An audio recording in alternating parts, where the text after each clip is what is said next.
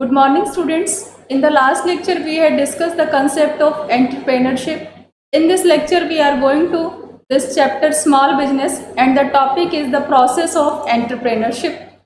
As we discussed the basic concept of entrepreneurship in last lecture, so in this lecture we are going to discuss the process of entrepreneurship. कि entrepreneurship हमने last lecture में पढ़ा था कि entrepreneurship का work क्या है कि नई टेक्नोलॉजी, नए बिजनेस को स्टार्ट करना, उसको डेवलप करना, उसमें नई नई टेक्नोलॉजीज लाना। तो किस तरह से ये जो एंटरप्रेन्योरशिप है, किस तरह से ये नए नए बिजनेस को सेटअप करता है, नई टेक्नोलॉजीज को लॉन्च करता है। अब हम एंटरप्रेन्योरशिप का प्रोसेस डिस्कस करेंगे। तो एंटरप्रेन्योरशिप में सबसे फर्स्ट पॉइंट है सेल्फ डिस्कवरी। अब एंटरप्रेन्योर जो है वो नए बिजनेस को या फिर और बिजनेस को कुछ सेटअप करना चाहता है, तो उसके लिए कोई भी काम करने के लिए सबसे पहले हमें सेल्फ डिस्कवरी, खुद को असेस करना बहुत ज़रूरी है। तो एंटरप्रेन्योरशिप क्या करता है कि अपनी स्ट्रेंथ और उसके क्या स्ट्रॉन्ग पॉइंट है और कौन से ऐसे वीक पॉइंट है, तो वो उन पॉइंट्स को पहले पूरी तरह से असेस करता है और what all he enjoys doing and his work experience, और अपने वर्क के, अपने एक्सपीरियंस के बेसिस पे सारी चीज़ों को ऑब्जर्व करता है कि वो किस चीज़ में स्ट्रांग है, वो क्या बेटर कर सकता है। जैसे आप लोगों 10th के बाद आपको सिलेक्शन लेना होता है, करना होता है कि हमें 11th में बायो लेना है, मैथ्स लेना है या कॉमर्स लेना है। आप किस बेसिस पे लेते हो? अपनी स्ट्रेंथ और वीकनेस, आप किस चीज़ में स्ट्रांग हो, किस चीज़ में आपका वीक पॉइंट है, उसके बेसिस पे आप असेस करते हो। ऐसे ही एंटरप्रेन्योर के लिए भी कंडीशन है कि वो अपने स्ट्रांग और वीक पॉइंट को असेस करता है और उसके बेसिस पे सेलेक्ट करता है। आइडेंटिफाइंग अपॉर्चुनिटीज, अब अपने आप को असेस करने के बाद now he tries to find out the need want and problem, कि क्या ज़रूरत है लोगों की, क्या चाहते हैं और उनकी क्या प्रॉब्लम है, कि जिसे सॉर्ट आउट किया जाए ताकि वो उसी फील्ड में बिजनेस को और ज़्यादा आगे कर सके, so that he can get an opportunity to overcome the problem and fulfil the need. अब उसने ये स्टडी किया, ये रिसर्च किया कि पीपल्स की क्या नीड है, क्या वांट है, क्या प्रॉब्लम है, तो उसी को सॉर्ट आउट करने के, उसी के बेसिस पे कुछ नया बिजनेस प्लान करना जिसके बेसिस पे उनकी नीड भी फुलफिल हो और उनकी जो प्रॉब्लम्स है वो भी सॉर्ट आउट हो जाए। जनरेटिंग एंड इवेल्युएटिंग आइडियाज़, अब बेटा जब उसने ये भी डिस्कवर कर लिया, सेल्फ खुद को असेस किया, कस्टमर्स को असेस कर लिया कि क्या उनकी नीड और वांट्स है, अब वो देखेगा कि क्या क्या आइडियाज़ हैं, ठीक है ना।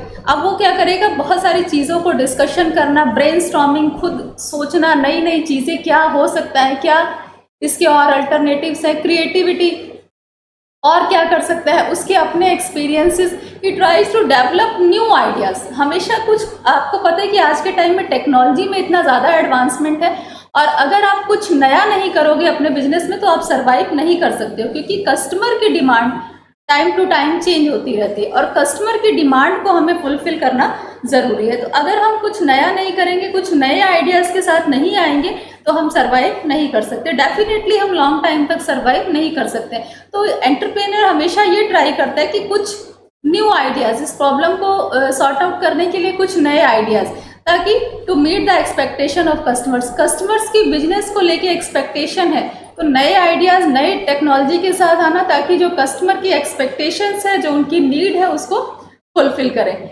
आज के टाइम में बेटा जो मेन बेसिक है बिजनेस के लिए वो सिर्फ और सिर्फ क्या है, कस्टमर जो है वो सेंटर पॉइंट पे है, और हमें क्या करना है, कस्टमर की ही नीड को फुलफिल करना है। क्योंकि अगर हम अपने कस्टमर को सेटिस्फाइड नहीं कर पाए, उसकी नीड को फुलफिल नहीं कर पाए, तो हम सर्वाइव नहीं कर सकते हैं। जो हमारा ट्रेडिशनल टाइम है और modern time, there is a lots of difference between traditional time and modern time. Traditional time में बिजनेसमैन अपने अकॉर्डिंग चलता था, क्योंकि कस्टमर इतने अवेयर नहीं थे, इतना नॉलेज नहीं था।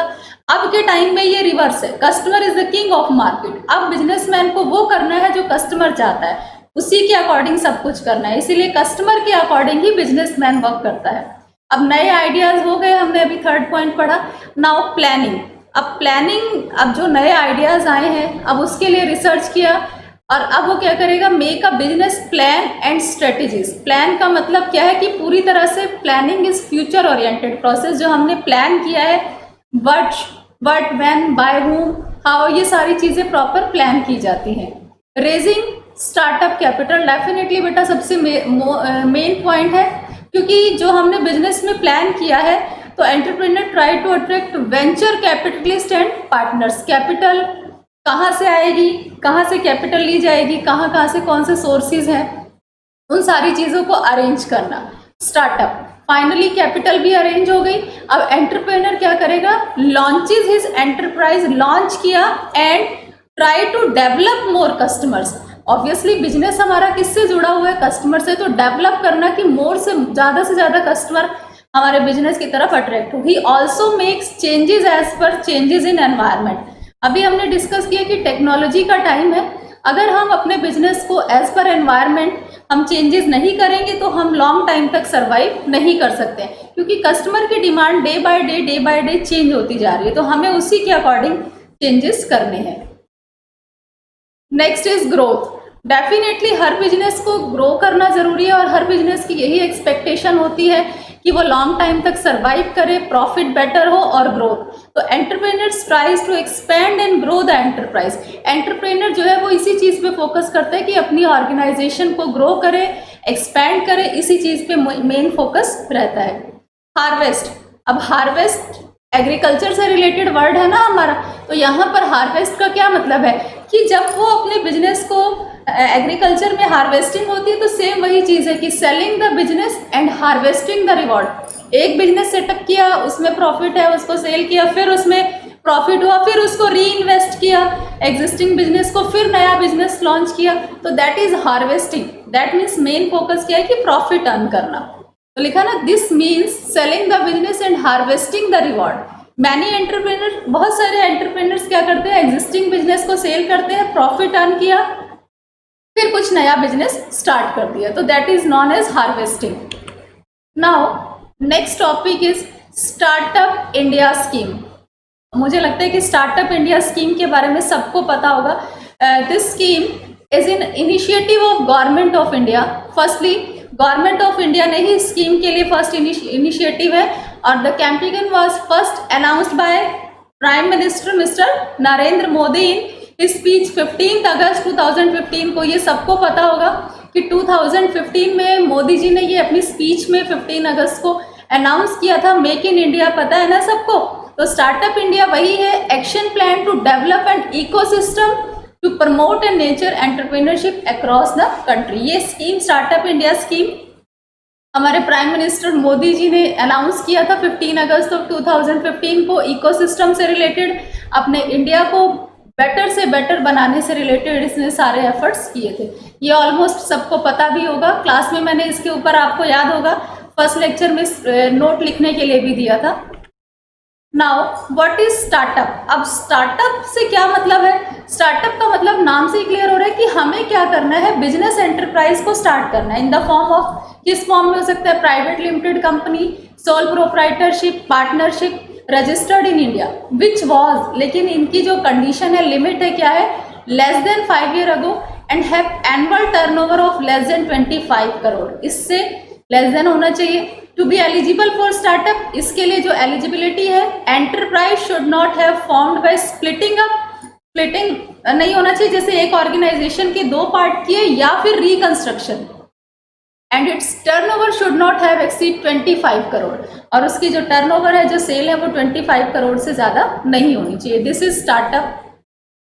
Various schemes and ways to fund startup by government of India. Government of India ने बहुत ज़्यादा सपोर्ट किया है, बहुत ज़्यादा मतलब कि बहुत ज़्यादा फाइनेंशियली भी और हर तरीके से सपोर्ट किया ताकि हमारा इंडिया भी एक डेवलप्ड कंट्री बन सके।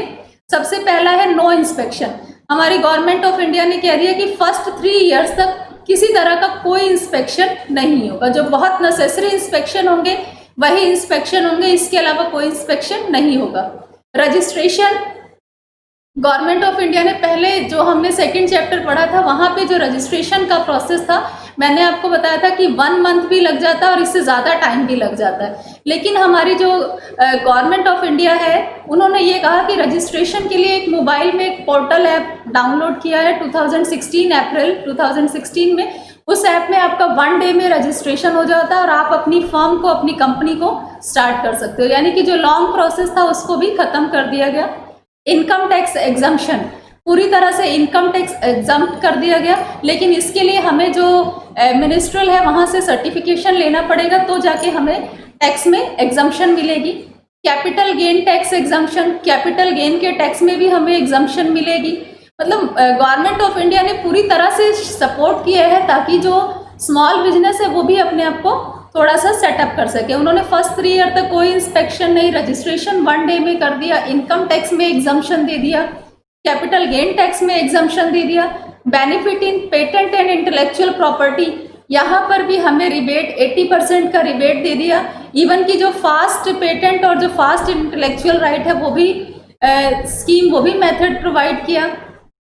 फंडिंग स्कीम फॉर स्टार्टअप, हमारी जो गवर्नमेंट ऑफ इंडिया है उन्होंने फंड भी दिया, जो नई स्टार्टअप है उसको 10,000 करोड़, और उन्होंने गारंटी कहाँ तक दे दी है, 500 करोड़ तक गारंटी भी दे दी है। दैट मीन्स कि हमारी गवर्नमेंट ने फाइनेंशियली भी और हर तरह से हमारे इंडिया को पूरी तरह से सपोर्ट किया है। और ये बहुत सारी स्कीम्स थी जो कि गवर्नमेंट ऑफ इंडिया ने प्रोवाइड की है बिजनेस को, ताकि बिजनेस पूरी तरह से सेटअप हो सके, पूरी तरह से डेवलप हो सके।